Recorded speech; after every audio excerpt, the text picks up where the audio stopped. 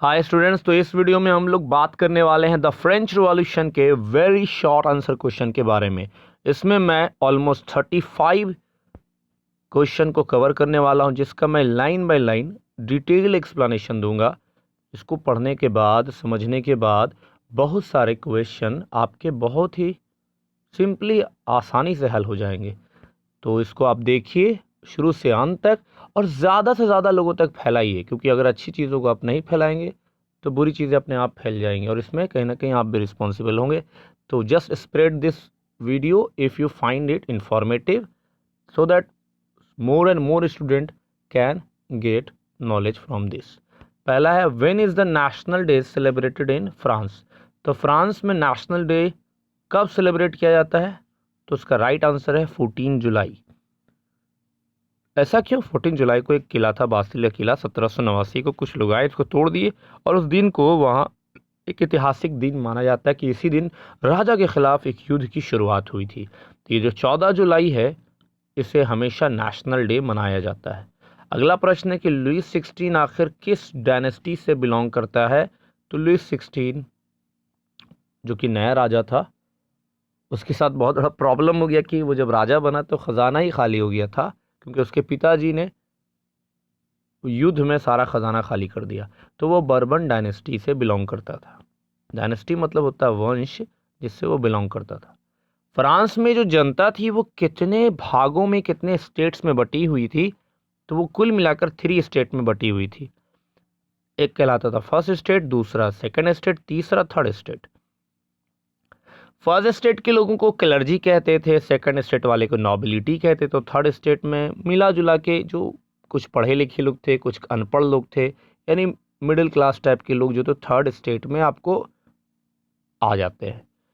आगे हम लोग बात करते हैं कि people involve in the activity of church is called. वैसे लोग जो चर्च की एक्टिविटी में इन्वॉल्व थे, उन्हें हम किस नाम से पुकारते थे? तो उन्हें क्लर्जी कहा जाता था। उन्हें क्या कहा जाता था? क्लर्जी। और ये फर्स्ट स्टेट में थे। अब अगला सवाल, who are free from paying the taxes in France. यानी किन लोगों को कह दिया गया था कि आपको टैक्स पे करने की ज़रा भी ज़रूरत नहीं है? उसमें कौन? फर्स्ट और सेकंड स्टेट, यानी नोबिलिटी और क्लर्जी।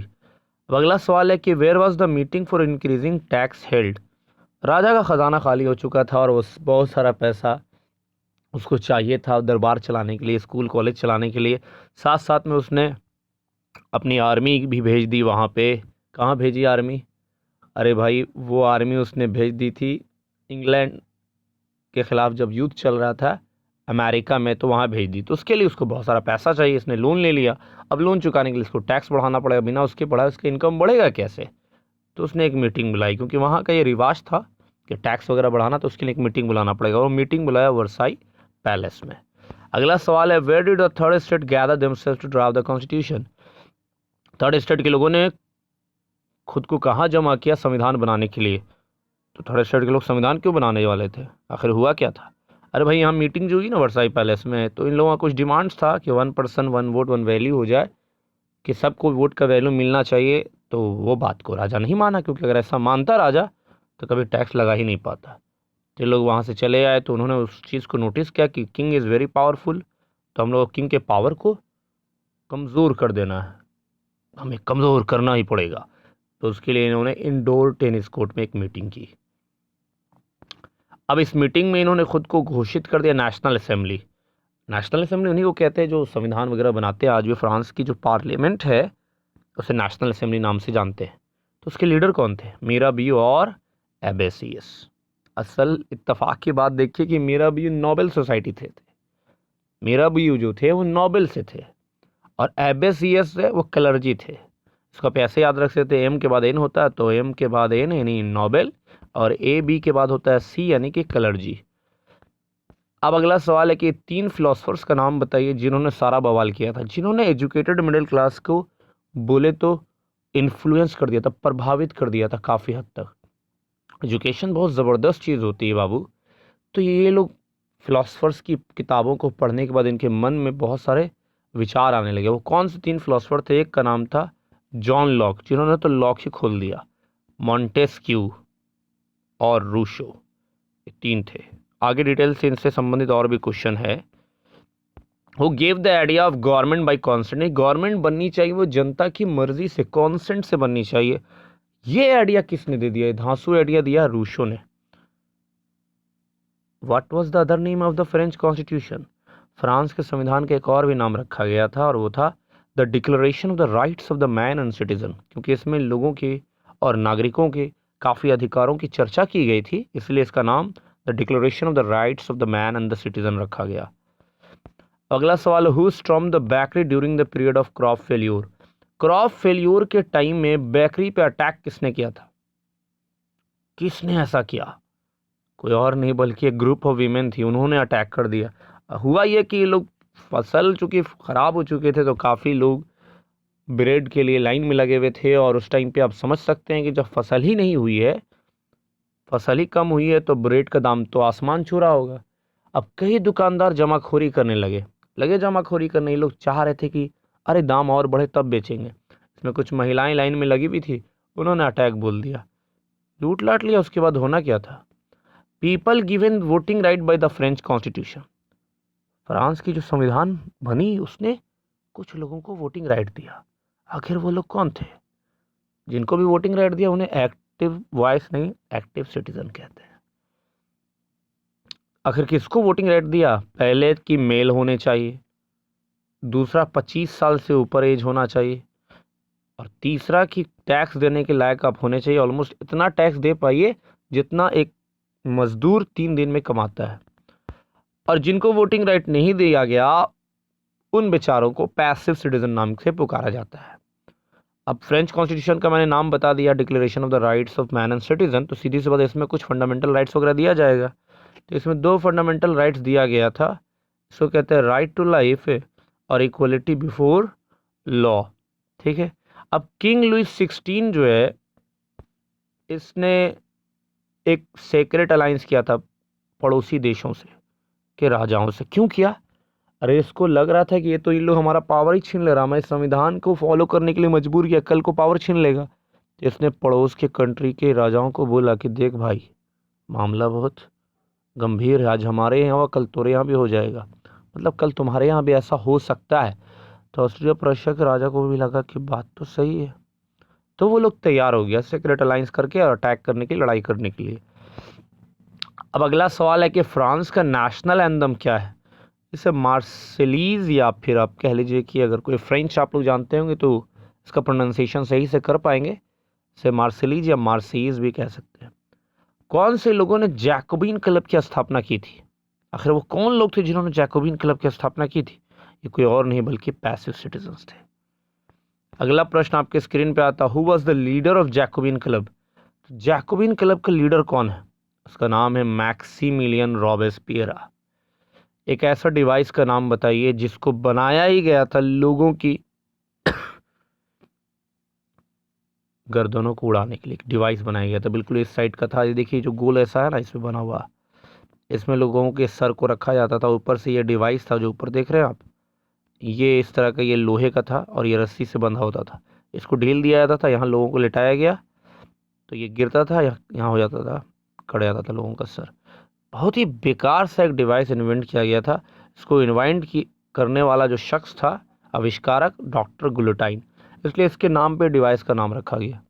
डॉक्टर तो रक्षक होते, ये पता नहीं कैसे भक्षक निकल गया। अब अगला सवाल है कि किसके पीरियड को आतंक राज कहते थे? आखिर ऐसा कौन सा शख्स था? ये था मैक्सिमिलियन रॉबेस्पियर। 1 साल इसने केवल राज किया और इसने तो लोगों के नाक में दम करके रख दिया, परेशान करके रख दिया लोगों को। इसके राज को रेन ऑफ टेरर कहते हैं। इसने क्या क्या नहीं किया। हर वो लोग जो इसके खिलाफ थे उसको फांसी दे दिया, ग्लूटेनाइज कर दिया, फर्स्ट स्टेट के लोगों, सेकंड स्टेट के, यहाँ तक इसकी पार्टी के लोग भी, थर्ड स्टेट के लोग भी अगर उससे अग्री नहीं कर रहे हैं तो फांसी दे दिया। चर्च को ऑफिस में कन्वर्ट कर दिया, सबके लिए एक स्पेशल किस्म का इक्वालिटी ब्रेड लाया, और जो इंपॉर्टेंट चीज़ उसको राशन में बांट रहा, लोगों का नाम बदल दिया, अजीब अजीब सी हरकतें कर रहा था। What was the new name given to the French constitution?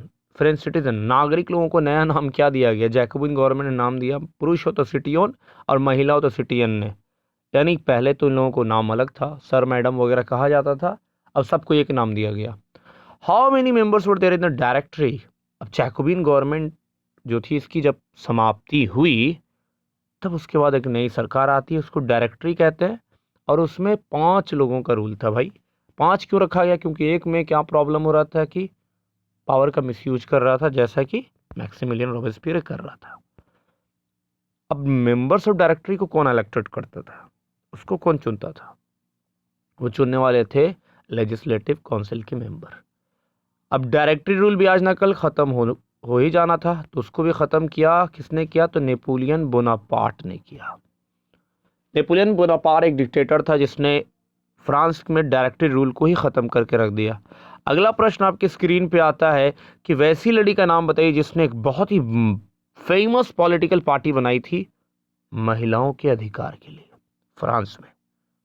कौन सी महिला थी वो? उसका नाम था ओलंपी डी गॉजेस।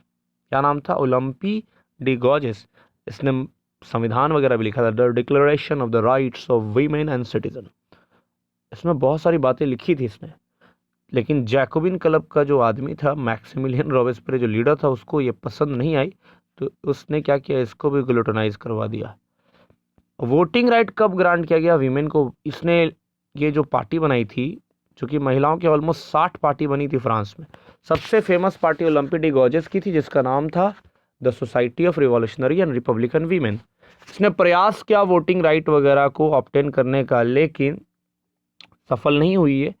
फाइनली महिलाओं को आज़ादी, वोटिंग राइट कब मिला जाके सोचिए, जब इंडिया को आज़ादी मिला उसके 1 साल पहले 1946 में। तो बहुत ही फ्रांस पीछे था इस मामले में।